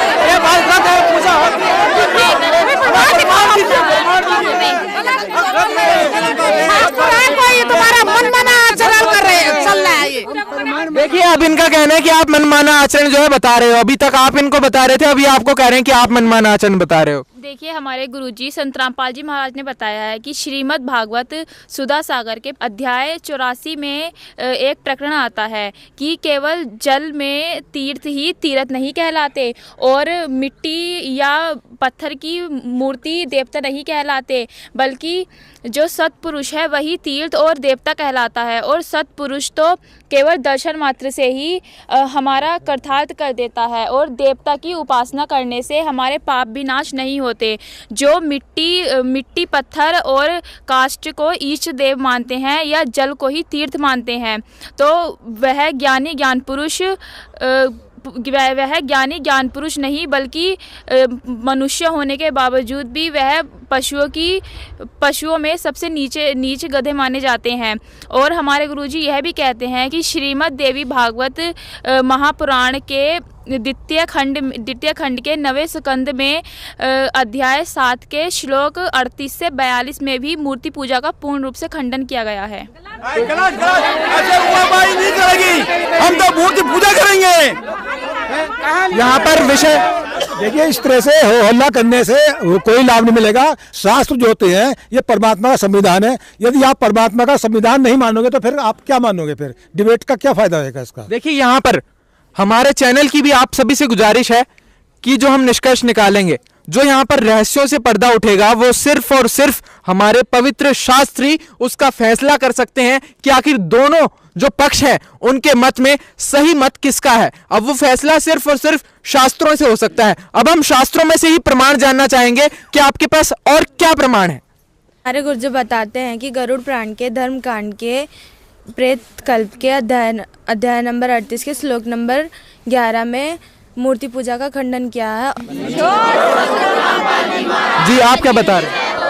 जैसे कि श्रीमद् भागवत प्रथम खंड 3रा स्कंद में मूर्ति पूजा का पूर्ण रूप से खंडन किया गया। इतने सारे प्रमाण देने के बावजूद भी आप ये खुद ही तय कर सकते हो कि मूर्ति पूजा सही है या गलत। बंदी छोड़। तो यहाँ पर संत रामपाल जी के शिष्य बार बार जो है ढेरों प्रमाण प्रस्तुत कर रहे हैं। देखिए, मूर्ति पूजा के लिए पूर्ण परमात्मा कबीर साहब जी की वाणी है कि पत्थर पूजे हरि मिले तो मैं पूजू पहाड़, ताते तो चक्की भली पीस खाए संसार। तो देखिए, कबीर साहब ने भी मूर्ति पूजा का खंडन किया है कि अगर मूर्ति पूजा करने से ईश्वर मिलते तो मैं पहाड़ पूज लूँ, और उससे तो चक्की भली है जिसका पिसा हुआ संसार खाता है। फिर देखिए, मूर्ति पूजा करनी चाहिए या न करनी चाहिए। कबीर साहब की अगली वाणी है कि नौमन सूत उलझिया ऋषि रहे झकमार, और सतगुरु ऐसा सुलझा दे उलझे ना दूजी बार। तो देखिए, इस बात को भी कबीर साहब ने जो कहा है उसको संत रामपाल जी महाराज जी ने परिभाषित किया है कि भाई मूर्ति पूजा करनी चाहिए या नहीं करनी चाहिए। ठीक है जी, क्योंकि जो हमारे शास्त्रों में ये गुत्थी उलझी हुई थी कि ये शास्त्रों में लिखा हुआ था कि भैया मूर्ति पूजा करनी चाहिए या नहीं करनी चाहिए। संत रामपाल जी महाराज जी ने आज उसको डिफाइन करके दिया है कि भाई करनी चाहिए या नहीं करनी चाहिए। सतगुरु रामपाल जी। तो यहाँ पर संत रामपाल जी महाराज जी के समर्थक बार बार ढेरों प्रमाण दे रहे हैं। जैसे कि हमारी डिबेट का टाइटल था माँ दुर्गा के अनसुने राज। आज वो अनसुने राज हमारी इस खास पेशकश में खोले जा रहे हैं। आज सभी रहस्यों से पर्दा उठकर रहेगा। तो आइए अगले सवाल की ओर बढ़ते हैं। आज हम इतने प्रेम भाव से माता की पूजा करते हैं और ये मूर्ति पूजा के बारे में क्या क्या बोल रहे हैं, और ये कहते हैं कि ब्रह्मा विष्णु महेश से ऊपर की शक्ति है माता। अगर फिर कहने का मतलब ये है कि फिर माता ही तो सर्वोपरि हुई, माता ही तो सर्वोपरि हुई। संत रामपाल जी महाराज जी के शिष्यों से हम प्रमाण जानना चाहेंगे, क्योंकि प्रमाण के आधार पर ही जो है हम अपना फैसला कर सकते हैं कि दोनों मतों में से आखिर कौन सा पक्ष सही है और कौन सा पक्ष गलत है। शास्त्रों के आधार पर आज वो फैसला होकर रहेगा। जोगी सर ने प्रश्न किया अभी, उसका उत्तर है जो हमें संत रामपाल जी महाराज ने हमें सदग्रंथ खोल के दिखाए हैं, जिसमें देवी दुर्गा जी खुद अपनी पूजा करने के लिए मना कर रही हैं। उसी में संत रामपाल जी महाराज ने खोल के दिखाया है श्रीमद् देवी भागवत के 7वें स्कंद के अध्याय नंबर 36 के प्रश्न नंबर 562 और 63 में राजा हिमालयन को देवी दुर्गा जी ज्ञान देते हुए कह रही हैं, हे राजन, तू सभी बातों को छोड़कर केवल उस ब्रह्म की साधना कर जिससे तू ब्रह्मलोक को जाएगा, यानी तुझे ब्रह्मलोक की प्राप्ति होगी। यहाँ पे देवी दुर्गा जी ने खुद की पूजा करने के लिए नहीं कहा है, बल्कि अपने पति ब्रह्म की पूजा करने को कहा है। तो यहाँ पर फिर से संत रामपाल जी महाराज जी के समर्थकों ने प्रमाण दिया है, प्रमाणों के आधार पर ही जो है यहाँ पर फैसला होगा। ये तो झूठ बोल रहे हैं सर, माता की पूजा के बारे में ऐसे कह रहे हैं। ये माता की पूजा से मोक्ष होता है, मोक्ष। माता की पूजा से मोक्ष होता है। आप माता की पूजा पर सवाल आखिर कैसे उठा सकते हैं? खैर देखिए, सतगुरु संत रामपाल जी महाराज हमें और भी प्रमाण दिखाते हैं, जैसा कि देवी भागवत में पहला स्कंद पृष्ठ 50 में लिखा है कि देवी जी कहती हैं कि देखो, जन्मे हुए की मृत्यु और मरे हुए का जन्म होना बिल्कुल निश्चित है। भला ऐसी सिद्ध मर्यादा जगत में कैसे व्यर्थ की जा सकती है? अर्थात देवी अपने भक्तों को मोक्ष प्रदान नहीं कर सकती, यानी जन्म मृत्यु से मुक्त नहीं कर सकती। तो यहाँ पर संत रामपाल जी महाराज जी के समर्थक बार बार प्रमाण दिए जा रहे हैं। देखिए, ऐसा ही प्रमाण ज्ञान गुदड़ी नामक पुस्तक की पृष्ठ संख्या 23 पर है कि नारी की पूजा नहीं करनी चाहिए, और यह संकेत दुर्गा, प्रकृति और अन्य देवियों के लिए है कि नारी की पूजा नहीं करनी चाहिए, क्योंकि नारी ने ही सकल प्रपंच फैलाया है और वह परमात्मा यानी निर्वाण पुरुष ही है, जिसकी पूजा करने से हमें मोक्ष प्राप्त होगा, और वह परमात्मा पूर्ण परमात्मा कबीर साहब है। और इसका प्रमाण मैं आपको कबीर सागर में दिखा सकता हूँ कि नारी की पूजा नहीं करनी चाहिए। तो दर्शकों, आइए कबीर सागर से प्रमाण देखते हैं। देखिए, जैसे मैंने आपको बताया था कि हमारे शास्त्रों में नारी की पूजा करने के लिए निषेध है, ठीक है जी। उसी का प्रमाण परमात्मा दया से आपको कबीर सागर में दिखाने जा रहे हैं। तो ये आप देख लीजिए, ये कबीर सागर है, और यहाँ पर इसका जो है ये आप देख लीजिए। देखिए, इसके मुद्रक और प्रकाशक हैं खेमराज श्री कृष्णदास, ठीक है जी। और ये संत रामपाल जी महाराज जी के द्वारा लिखी हुई पुस्तक नहीं है, ठीक है, और शायद ये मुंबई से छपी हुई है। तो आइए आपको दिखाते हैं, जिससे हमारे डिबेट का हिस्सा है कि माँ दुर्गा के अनसुने राज जो आज इस पुस्तक में खुलने जा रहे हैं कि नारी की पूजा नहीं करनी चाहिए। देखिए, ये देख लीजिए, यहाँ पे ये बोध सागर है, बोध सागर का ये आत्मबोध जो है चैप्टर है, और यहाँ का जो है ये इसका दोहा है कि पुरुष की सेवते पुरुष ही होत, नारी के सेवते नारी होई, पुरुष की सेवते परम पद पाइये, नारी के सेव नहीं मुक्ति कोई। और आगे लिखा है कि पुरुष परमात्मा देव निर्वाण है, नारी कृत प्रपंच सारा, गुणमयी कृत को त्याग रे बावरे, कहे कबीर जो होए पारा। तो ये यहाँ पर स्पष्ट किया गया है कि पुरुष की सेव से ही आप पुरुष यानी कि पूर्ण परमात्मा प्राप्त हो सकते हो, नारी की सेव से यानी कि नारी की भक्ति से या नारी की पूजा से आपको मोक्ष नहीं मिलेगा, ठीक है। और आगे ये कहा गया कि पुरुष की सेवा करने से भी आप परम पद को पाइएगा, नारी की सेवा से आपकी मुक्ति नहीं होगी। तो आप देख लीजिए, यहाँ पर स्पष्ट लिखा है कि नारी की सेवा से आपकी मुक्ति नहीं होगी। और आज ये संत रामपाल जी महाराज जी ने जो अनसुने राज थे जो हमारे सदग्रंथों में छिपे हुए थे, आज संत रामपाल जी महाराज जी ने ये उजागर किए हैं, और इनसे एक ही निष्कर्ष निकला है कि माता दुर्गा की पूजा करने से मोक्ष नहीं मिल सकता, अर्थात माता दुर्गा की पूजा नहीं करनी चाहिए। और माता ने ब्रह्म की साधना के लिए क्यों कहा है, अपनी साधना के लिए क्यों नहीं कहा? तो इससे ये भी कहीं पता चलता है कि माता दुर्गा से सर्वोपरि ब्रह्म है। बंदी छोड़ सदगुरु रामपाल जी महाराज की जय हो। दर्शकों, एक बार फिर संत रामपाल महाराज के शिष्यों ने यहाँ पर यह प्रमाण दिया है कि माता दुर्गा स्वयं अपनी पूजा को करने के लिए मना कर रही हैं। भाई लोग क्या बोल रहे हैं? इन्होंने हमें काफी प्रमाण दिखाए, इनके प्रमाण, इनके दिए हुए प्रमाण हम अपने शास्त्रों से मिलान करेंगे। इन्होंने बताया कि माता दुर्गा से ऊपर एक और ब्रह्म है, क्या उस ब्रह्म से, उस ब्रह्म की साधना क्या है? क्या माता दुर्गा से अलावा किसी दूसरे को नहीं जानते थे, सर्वोपरि हमारे लिए माता श्री थी। हमने माता जी की पूजा करते हैं, साल में 2 बार नराते आते हैं उन्हें। लेकिन ये बता रहे हैं कि इन्होंने प्रमाण बताया है कि दुर्गा किसी की पूजा के लिए कह रही है, लेकिन हमने आज तक उस ब्रह्म के बारे में, साधना के बारे में नहीं पता। क्या उस साधना से उसका हमारा मोक्ष हो सकता है? जी हाँ, माता दुर्गा के भक्तों का ये कहना है कि हमने आज तक यही सुना है कि माता सर्वोपरि है, हमने आज तक ये नहीं सुना कि माता से ऊपर भी कोई ब्रह्म है। जी, माता ने जिस ब्रह्म के बारे में जानकारी दी है उस ब्रह्म से मोक्ष होने वाला नहीं है।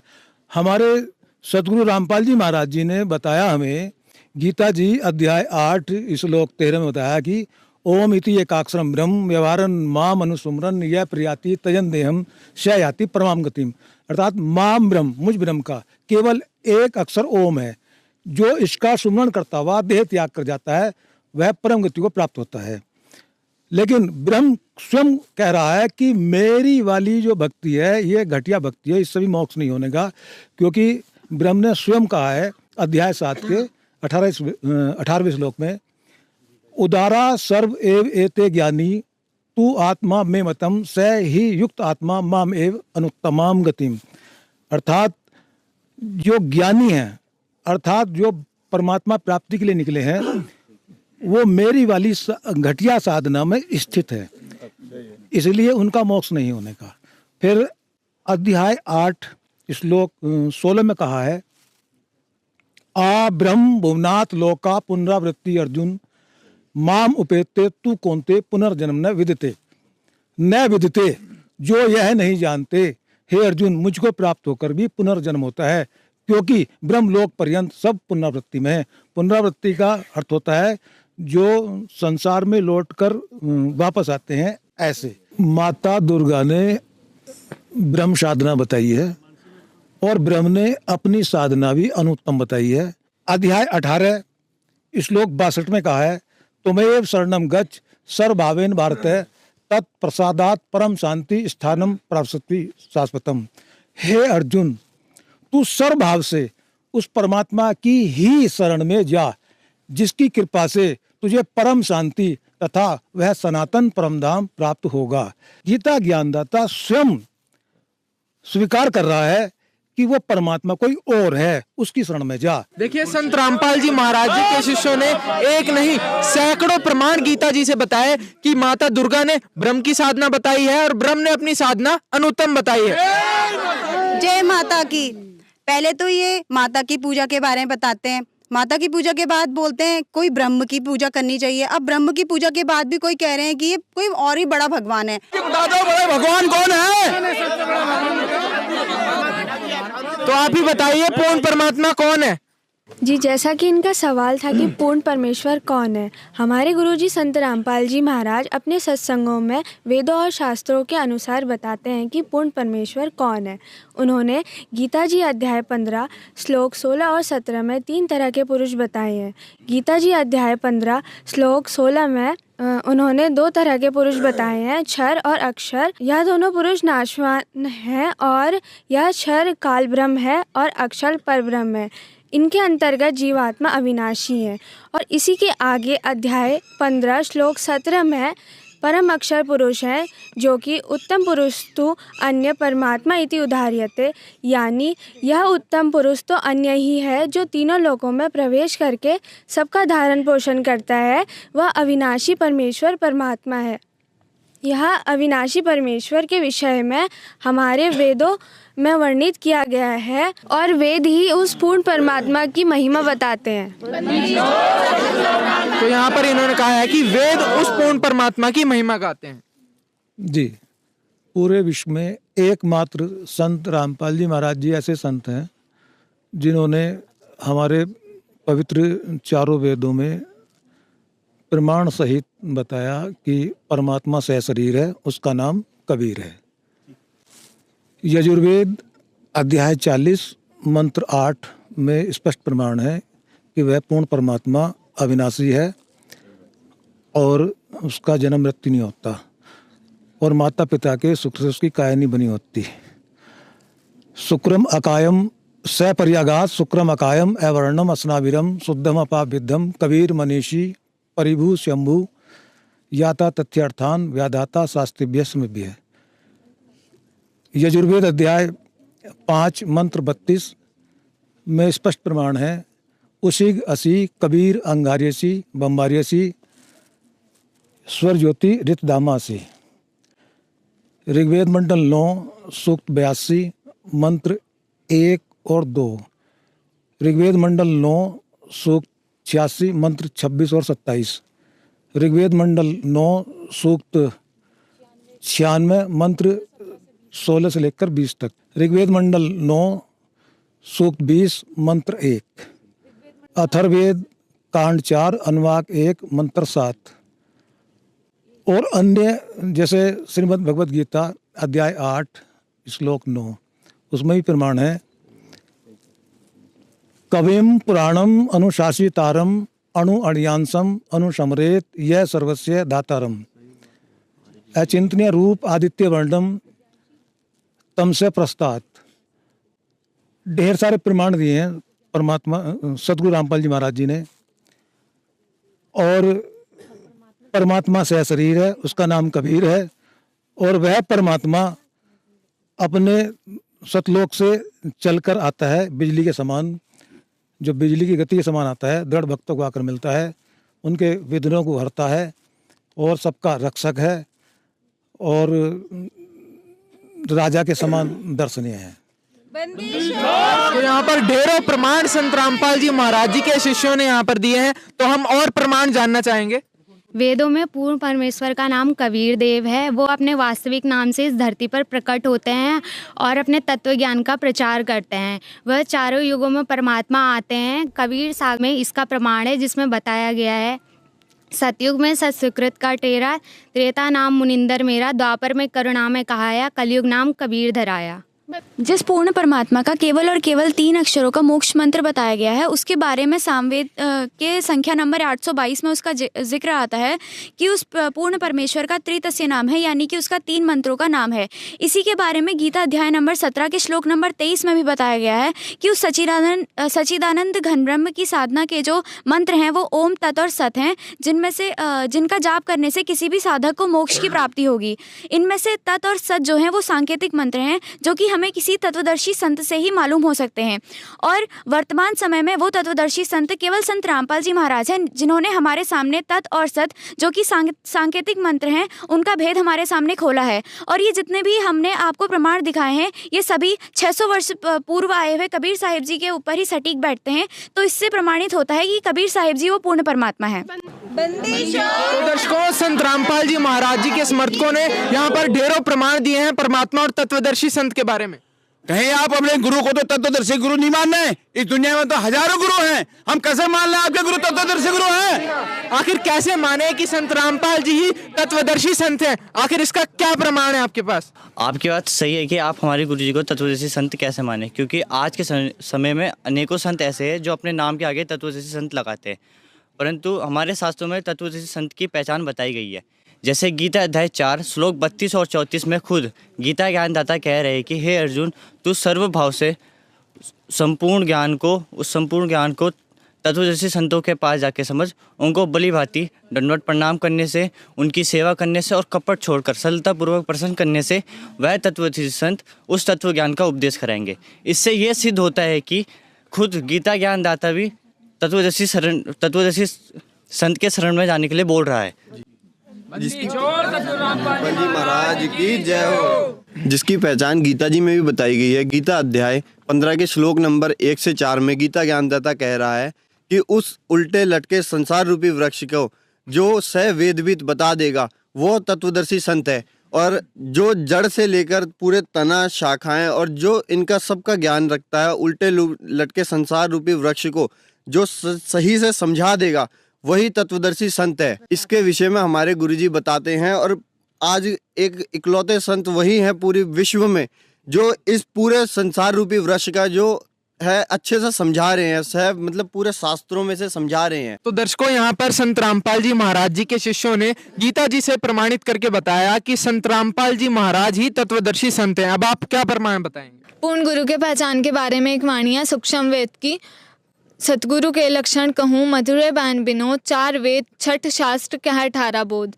इस वाणी का मतलब है पूर्ण गुरु की वही पहचान है जो 4 वेद 6 शास्त्र और 18 पुराण के आधार पर ज्ञान दिया और आज के समय में संत रामपाल जी महाराज ही पूर्ण गुरु हैं, जो 4 वेद, 6 शास्त्र और 18 पुराण के हिसाब से ही ज्ञान दे रहे हैं। इसके अलावा श्रीमद् भागवत महापुराण में भी गुरु की महिमा का वर्णन करते हुए स्वयं देवी जी कह रही हैं कि अगर शिव रुष्ट हो जाए तो तुम्हें गुरु बचा सकता है, परंतु गुरु के रुष्ट होने पर तुम्हें शिव जी नहीं बचा सकते। इसलिए हे पर्वतराज, अपने तन मन एवं वचन से सभी से समर्पित होकर उस एक अपने गुरु की को संतुष्ट करने में लगे रहो। इसके अलावा हमें बताया जाता है कि गुरुर ब्रह्मा गुरुर विष्णु गुरुर्देव महेश्वर गुरु साक्षात परम ब्रह्मा तस्मै श्री गुरुवे नमः, यानी कि गुरु ही ब्रह्मा है, गुरु ही विष्णु है एवं गुरु ही शिव है, गुरु ही साक्षात परम ब्रह्म का स्वरूप है और उन गुरु को मेरा नमन है। इससे हमें ये निष्कर्ष मिलता है कि अगर हमें तत्वदर्शी संत की तलाश हो जाती है तो हमें उसके द्वारा बताई गई हुई शास्त्र विधि अनुकूल साधना करनी चाहिए एवं उसके द्वारा दिए गए मंत्रों का जाप करना चाहिए, जिससे कि हम मोक्ष मार्ग में चल सकें एवं मोक्ष प्राप्ति कर सकें। और वर्तमान समय में संत रामपाल जी महाराज ही एक ऐसे तत्वदर्शी संत हैं जो कि हमें सभी शास्त्रों के अनुकूल भक्ति बताते हैं। सर, इसी के साथ और भी प्रमाण है, जैसे कि श्रीमद् देवी भागवत के 7वें स्कंद में बताया है कि गुरु जो है वो माता पिता से भी श्रेष्ठ है, क्योंकि माता पिता से प्राप्त जो जन्म होता है, जीवन होता है, वो नष्ट हो जाता है, लेकिन गुरु से प्राप्त जो ब्रह्म जन्म होता है वो कभी नष्ट नहीं होता। कबीर सागर के बोध सागर के अध्याय कभी जीव धर्म बोध में भी प्रमाण है, पूर्ण तत्वदर्शी संत की क्या पहचान है, वो पूरा प्रमाण लिखित है।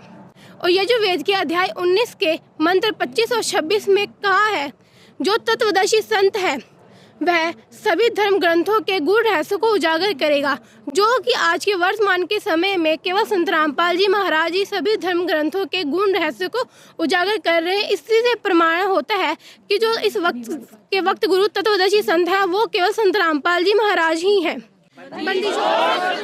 तो दर्शकों, यहाँ पर संत रामपाल जी महाराज के समर्थकों ने प्रमाण देकर बताया है कि संत रामपाल महाराज ही वो संत हैं। हम ही लोग ठीक निकले, ये लोग तो मानते ही नहीं है माता को। सही कह रहे हैं, बिल्कुल सही है।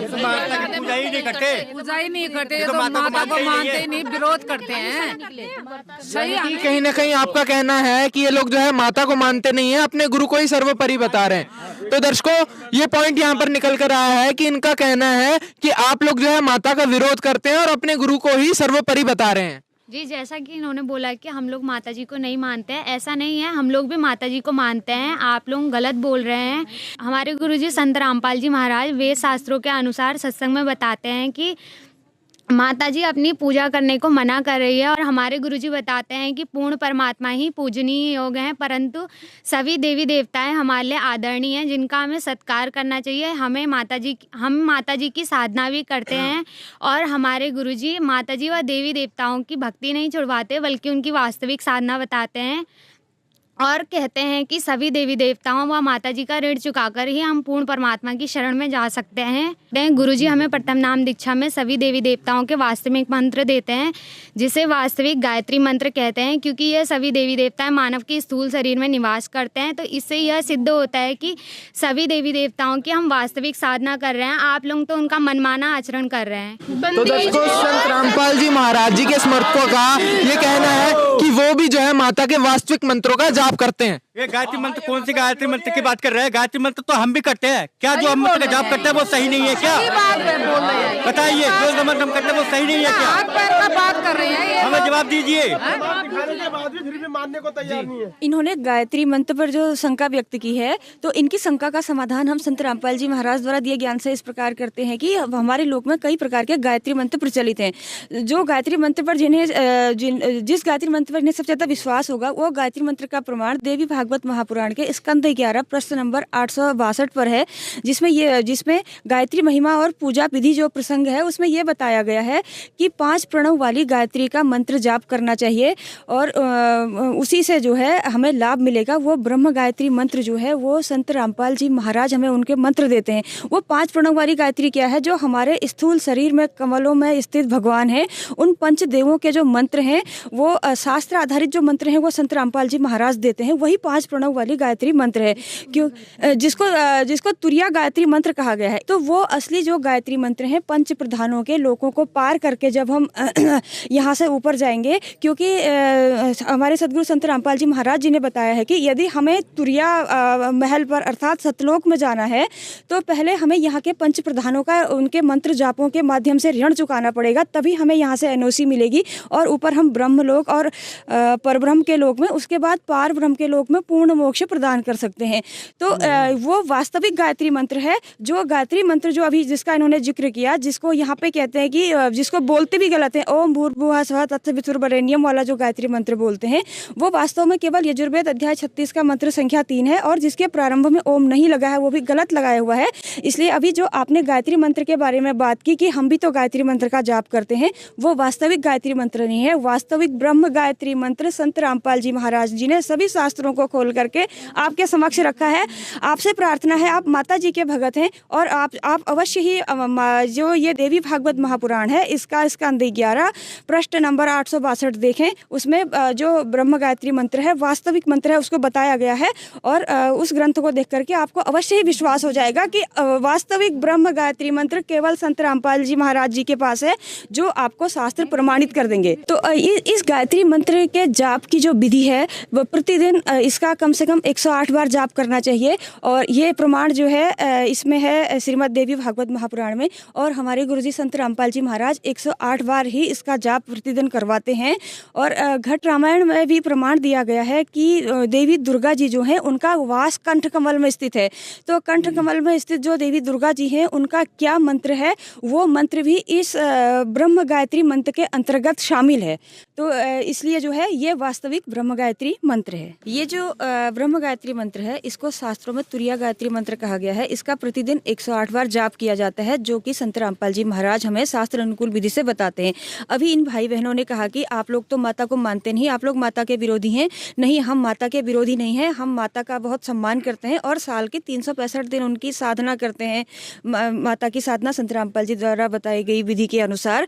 जैसे कबीर जी ने सभी धर्मों की पुण्य आत्माओं को ये सत भक्ति देकर मोक्ष प्रदान किया था, ठीक वैसे ही आज संत रामपाल जी महाराज हर धर्म के धार्मिक लोगों को ये यथार्थ भक्ति प्रदान करके मोक्ष का अधिकारी बना रहे हैं। ये पंचदेव समान रूप से विश्व के सभी प्राणियों के शरीर में बने इन कमलों में विद्यमान हैं। इन पंचदेव को प्रसन्न करने का तथा पूर्ण लाभ प्राप्त करने का ये एकमात्र द्वादश अक्षर मंत्र है जो जाप करने का है। संत रामपाल जी महाराज इस द्वादश अक्षर मंत्र का जाप दिन में कम से कम 108 बार अपने शिष्यों को जपने का निर्देश देते हैं, जो विश्व में केवल एकमात्र संत रामपाल जी महाराज ही दे रहे हैं। संपूर्ण विश्व के प्राणी इस द्वादश अक्षर मंत्र की जब साधना करेंगे तो चारों ओर खुशहाली और भाईचारा कायम होगा। पूरा विश्व एक हो जाएगा और आदि सनातन धर्म पूरे विश्व में प्रतिष्ठित हो जाएगा। सभी मानवों के जीवन से दुख हमेशा हमेशा के लिए खत्म हो जाएगा, क्योंकि इस द्वादश अक्षर मंत्र में इन पंचदेवों की शक्ति सामूहिक रूप से कार्य करती है। संत रामपाल जी महाराज के अथक प्रयासों से ये शास्त्र प्रमाणित ज्ञान तेजी से विश्व में फैल रहा है। आदि सनातनी पूजा के प्रथम चरण की ये भक्ति पंचदेव से मिलने वाले लाभों को प्रदान करने वाली है तथा संपूर्ण भक्त समाज के लिए संजीवनी है। आदि सनातनी पूजा के 3 चरण होते हैं। प्रथम चरण की साधना में इन पंचदेव की साधना के मंत्र होते हैं। उसके बाद दूसरे चरण की साधना, जो कि सनातनी पूजा भी कहलाती है, इसके मंत्र होते हैं ओम तत्, यहाँ तत् सांकेतिक मंत्र है। उसके बाद तीसरे चरण की साधना आदि सनातनी पूजा कहलाती है। इसके मंत्र होते हैं ओम तत्सत, यहाँ तत् और सत सांकेतिक हैं। भक्ति साधना के इन 3 चरणों को आप इस प्रकार समझें, जैसे प्रथम चरण की साधना जो कि पंचदेव पूजा है, उसको आप प्राथमिक शिक्षा जाने, अर्थात 5वीं कक्षा तक की पढ़ाई जाने, जिसके पढ़ने से आपको आपके जीवन में केवल आंशिक लाभ प्राप्त होते हैं। लेकिन प्रथम चरण की ये साधना भक्ति मार्ग में बेहद महत्वपूर्ण है। जिस प्रकार 5वीं कक्षा तक की पढ़ाई पूरी किए बिना 10वीं 12वीं तक की पढ़ाई नहीं की जा सकती, इसी प्रकार प्रथम चरण की ये पंचदेव साधना किए बिना दूसरे व तीसरे चरण की साधना नहीं की जा सकती।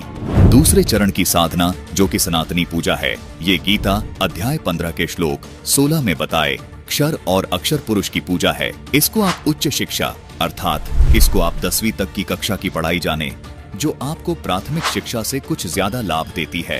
तीसरे चरण की साधना जो कि आदि सनातनी पूजा है। गीता जी अध्याय 17 के श्लोक 23 में भी इसका वर्णन है। ये गीता अध्याय 8 के श्लोक 3 में बताए परम अक्षर ब्रह्म की पूजा है। इसको आप सर्वोच्च शिक्षा जाने, जो कि आपको सब सुख और लाभ प्राप्त करवाती है। दर्शकों, केवल संत रामपाल जी महाराज ही आध्यात्मिक मार्ग की भक्ति साधना इस प्रकार 3 चरण में पूरी करते हैं। तो इस प्रकार से जो है हमारा इनसे भी निवेदन है कि जो अभी प्रमाण हमने सब भाई बहनों को दिखाए हैं, अपने घर जाकर के शास्त्रों से मिलान करें और अधिक जानकारी के लिए ये संत रामपाल जी महाराज द्वारा लिखित पुस्तकें पढ़ सकते हैं। उनका सत्संग सुन के और शास्त्रों से प्रमाण मिला करके आगे की भक्ति साधना के बारे में निर्णय ले सकते हैं। दर्शकों, संत रामपाल जी महाराज जी के जो समर्थक हैं उन्होंने यहाँ पर ढेरों प्रमाण पेश किए हैं। तो अब आप लोगों का क्या कहना है? देखो, इन्होंने जो हमको इतने प्रमाण दिए हैं, हम इनके प्रमाणों से पूर्णतः संतुष्ट नहीं है। इनके प्रमाणों से हम मिलान करेंगे अपने शास्त्र से जाके, तब हमको संतोषजनक जवाब दे सकते हैं। शास्त्रों के साथ मिलान करेंगे, उसके बाद आगे की हम क्या करना है, क्या करना है, क्या नहीं करना है। बिल्कुल, हमारी आपसे भी गुजारिश है कि जो भी प्रमाण यहाँ पर इस डिबेट में पेश किए गए हैं, जैसे कि हमारी डिबेट का टाइटल है माँ दुर्गा के अनसुने राज, आज उन राजों से पर्दा उठ चुका है। हमारी आप सभी से गुजारिश है कि आप भी जो हमारे लाल कपड़ों में बंद आज तक जो शास्त्र पढ़े हुए थे, आज उनको खोलने का सही समय आ चुका है। सभी रहस्यों से पर्दा अब उठकर रहेगा। संत रामपाल महाराज के समर्थकों ने यहाँ पर जो भी प्रमाण बताए हैं, आप भी उनको जरूर जाकर क्रॉस चेक करें और निर्णय तक पहुंचे कि आखिर क्या सच्चाई है। यहाँ पर संत रामपाल जी के जो समर्थक हैं उन्होंने हमें हजारों प्रमाण दिए। हम शास्त्रों का मिलान करेंगे, इसके बाद चिंतन करेंगे और उसके बाद फाइनल निर्णय लेंगे। देखिए, इस डिबेट में संत रामपाल जी महाराज के समर्थकों ने ढेरों प्रमाण पेश किए हैं जो माता दुर्गा के आज तक अनसुने राज बने हुए थे। रहस्यों से यहाँ पर पर्दा उठ चुका है। माता दुर्गा की उत्पत्ति कैसे हुई, माता दुर्गा से ऊपर पूर्ण भगवान कौन है, और भी नवरात्रि के व्रत करने चाहिए या नहीं, तो बहुत सारे अनसुलझे रहस्य जो आज तक छुपे हुए थे, उन सभी का महाखुलासा आज की हमारी इस बिग डिबेट में हो चुका है। ऐसी और खास डिबेट्स देखने के लिए जुड़े रहिए हमारे चैनल के साथ। धन्यवाद।